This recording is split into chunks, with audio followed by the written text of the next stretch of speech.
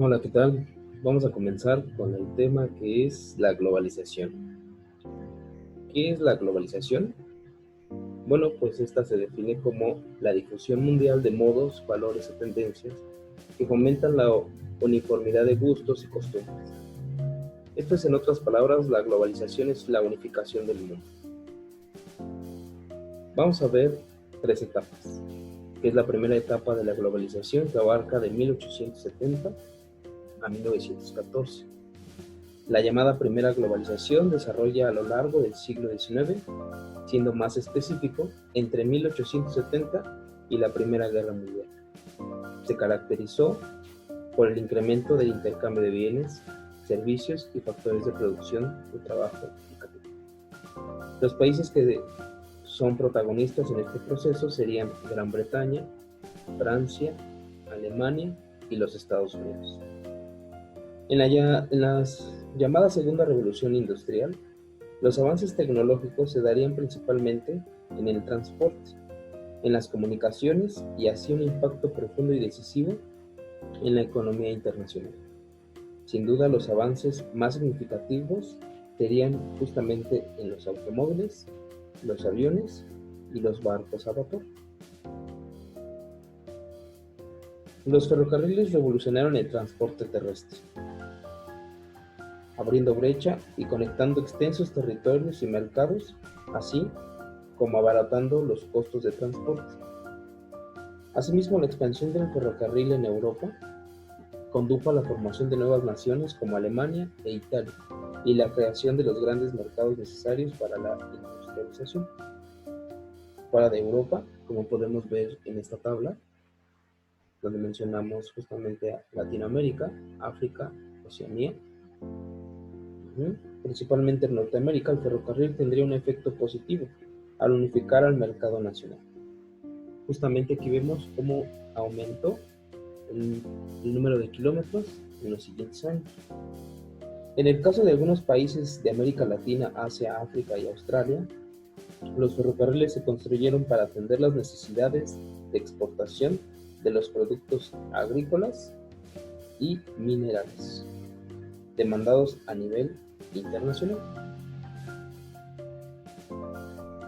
El siglo XIX fue testigo de una serie de cambios tecnológicos, fundamentalmente para el crecimiento económico mundial.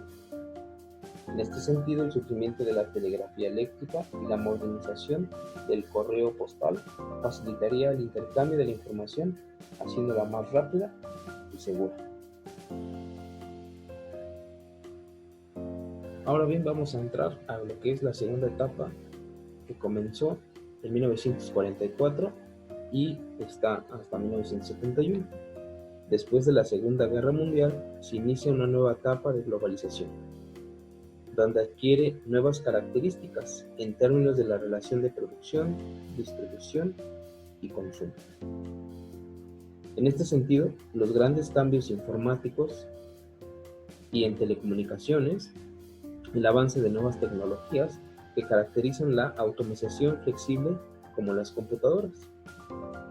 El satélite comercial de telecomunicaciones Tesla 1 fue lanzado en 1962 y la primera transmisión de televisión vía satélite se llevó a cabo en 1964.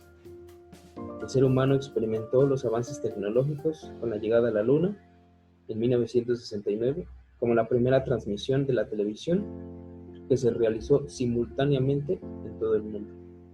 La primera red telefónica global vía satélite data desde 1969.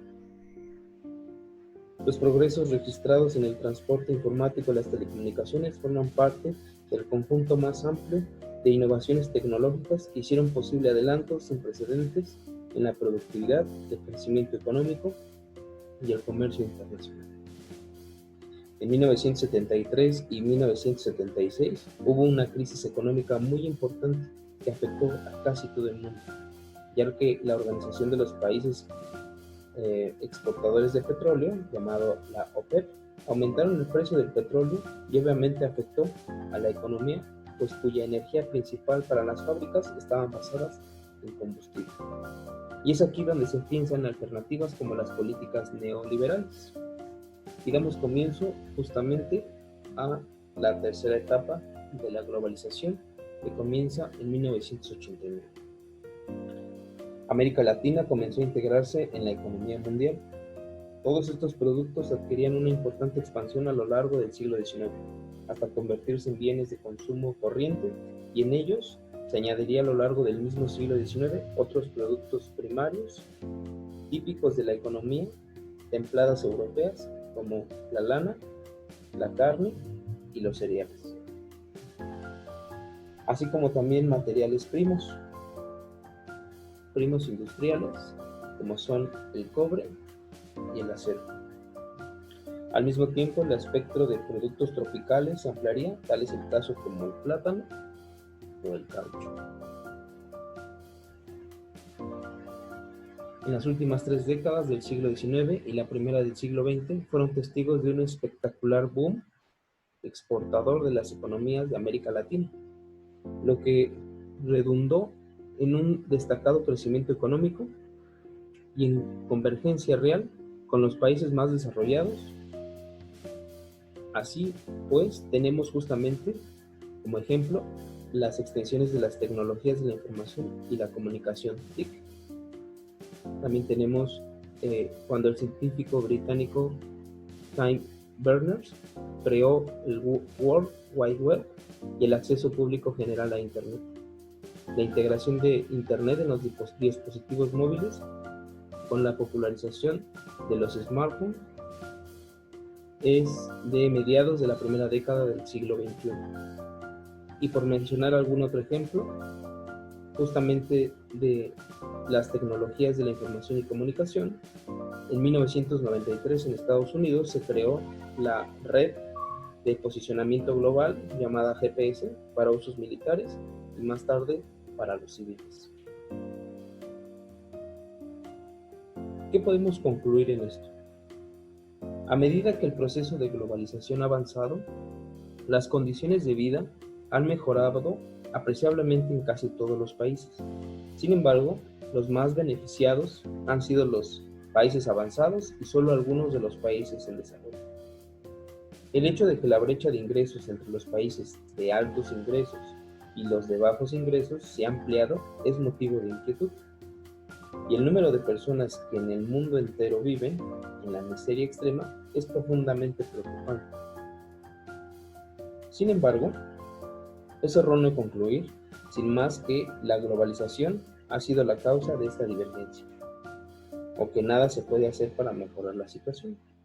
Por el contrario, los países de bajos ingresos no han podido integrarse a la economía mundial con la misma rapidez con los demás, en parte debido a la política que han decidido aplicar y en parte debido a los factores que escapan de su control. Ningún país, y menos aún los más pobres, pueden permitirse quedar aislados de la economía mundial. Todos los países deberán tener como objetivo reducir la pobreza. Esta es la mejor forma de garantizar que todas las personas de todos los países se beneficien a la globalización. Muy bien, esto ha sido todo de mi parte. Mi nombre es Octavio Lozada Campos y muchas gracias.